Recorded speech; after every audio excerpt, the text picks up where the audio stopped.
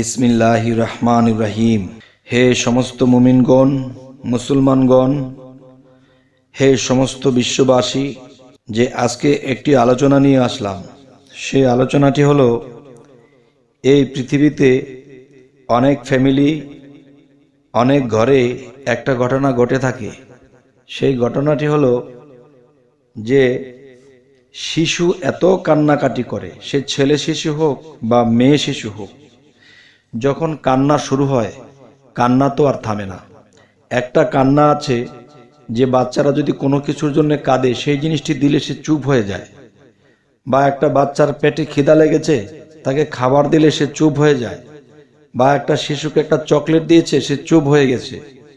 কিন্তু আরো কিছু বিষয় আছে, এই শিশুটি সারা দিন কাঁদতেছে, একে দুধ দিতেছে, একে কত কিছু বলতেছে, কিন্তু বাচ্চার কান্না নিবারণ হয় না। মাঝে মাঝে দেখা যায় বাচ্চাটির কান্না করতে করতে চোখ লাল হয়ে গেছে। তখন বাপ মা সহকারে কান্না শুরু করেছে, হায় হায় কি হলো, হায় হায় কি হলো। তবে এই কান্নাটা অনেক বিষয়ে হতে পারে। যেমন যদি বাহ্যিকভাবে যাই, যদি কোনো বাচ্চার পেটে ব্যথা হয় তবুও কান্না করতে পারে, বা বাচ্চা দেখা গেছে কারো অজান্তে কোনো জায়গা থেকে একটু পড়ে গেছে, সেই মচকানোর ব্যথায় কাঁদতে পারে।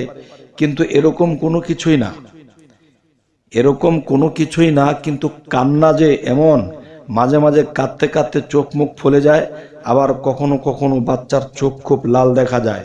তখনই বুঝতে হবে এটা কোনো কিছুর আসর, বা কোনো কিছুর এমন কিছু বিষয় যে কোনো কিছুর দৃষ্টি তার উপরে। যখন এই বাচ্চাটি এভাবে কাঁদে, তখন তাকে এমন অবস্থা হয়ে যায় যে কেউ এর কান্না থামাতে পারে না, কোলে নিয়ে রাখতে পারে না।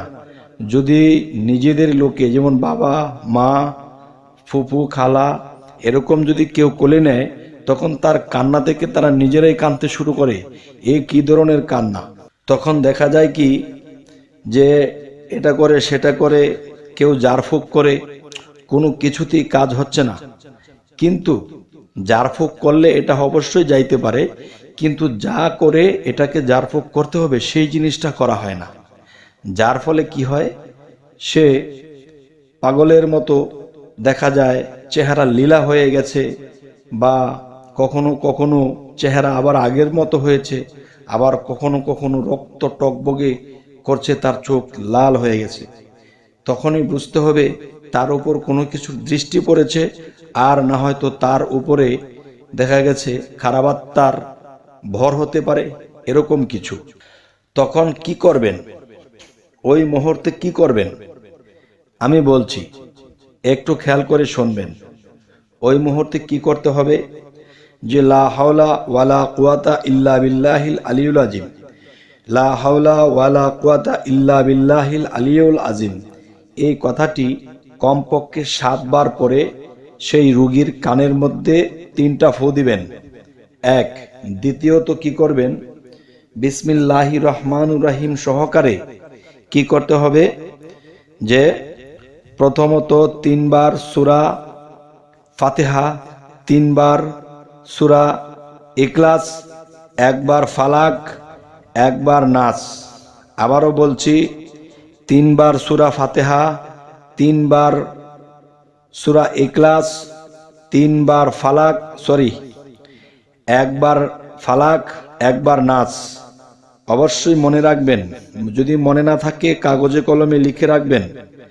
আচ্ছা, এরপরে কি করতে হবে, এরপর এগুলো পাঠ করার পরে সেই বাচ্চাটির মুখের মধ্যে ফু দিবেন, নাকে এবং মুখে 3টি ফু দিবেন।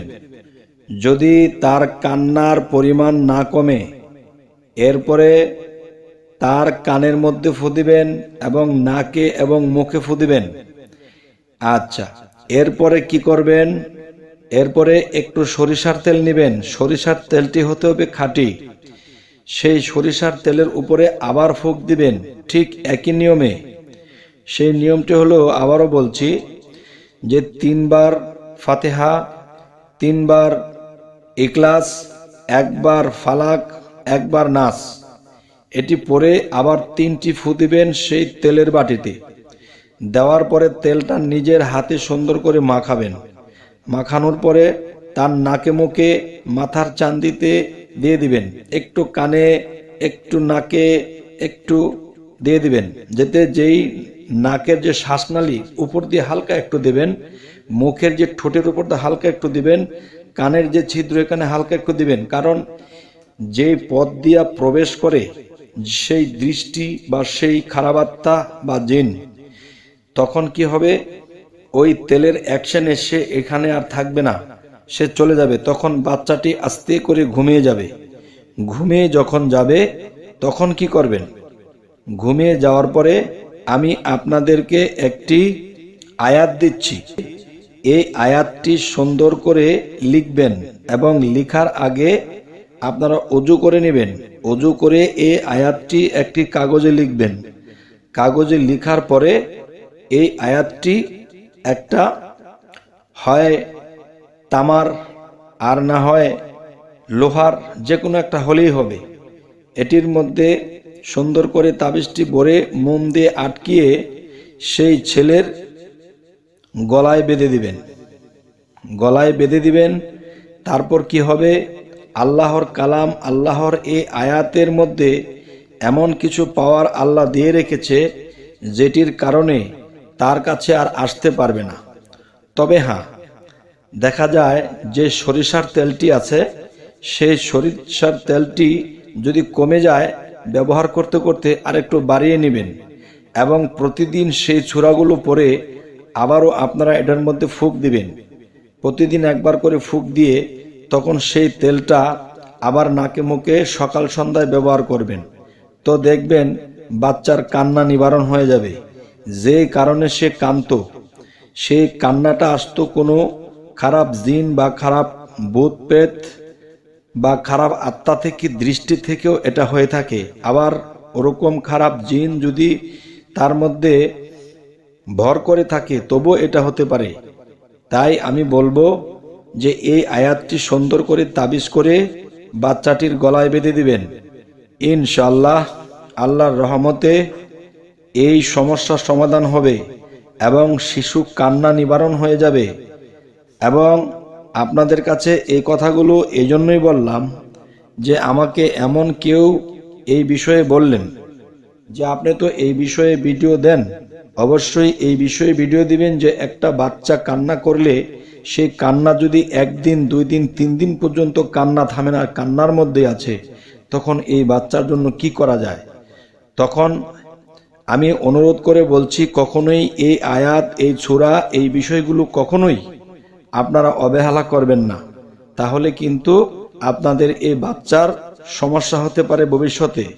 দেখা গেছে ব্রেনের যেই মস্তিষ্কের বিষয়টা সেটা নষ্ট হতে পারে, সেই বাচ্চার জীবনটা নষ্ট হতে পারে। তাই আজকে এই আলোচনা আপনাদের সামনে করলাম। তবে হে জগতবাসী, অবশ্যই এই আলোচনাটি যেন অন্য মানুষে পেয়ে যায়, আপনারা অবশ্যই শেয়ার করে দেবেন। এবং যদি আমাদের এই আলোচনা আপনাদের ভালো লাগে, অবশ্যই এই আলোচনাটি আরো ভালো ভালো আলোচনা পেতে আপনারা সাবস্ক্রাইব করে রাখুন। সকলে ভালো থাকবেন। আল্লাহ হাফিজ।